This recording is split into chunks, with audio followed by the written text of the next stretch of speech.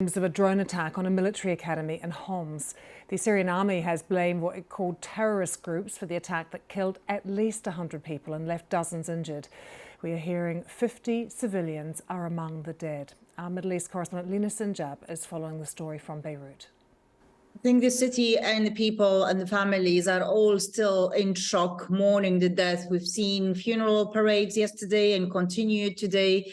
The whole country is really in shock about this drone attack. As you mentioned, the government is blaming, what it's called as terrorist groups, but it's really hard to understand as to who is behind this attack. The government immediately launched, attacks on rebel-held areas in northwest and Syria, which is a sign of retaliation. But so far, little is known about who and why this attack took place. It's thought this was a drone attack, though, Lina. Do we know which of the groups that operate in that part of Syria has the capacity to deploy a drone in this kind of way?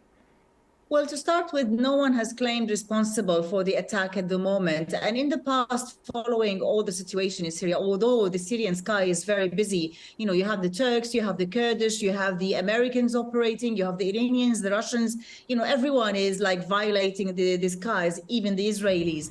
But in the past, the HTS, which is the Hayat Tahrir al-Sham, that was linked to Al-Qaeda at some point, used some drones to attack in Latakia, nearby from Idlib, which is a short distance. But it's hard to believe that they have, drones with capacities to launch such, explosive attacks from over 100-kilometer distance.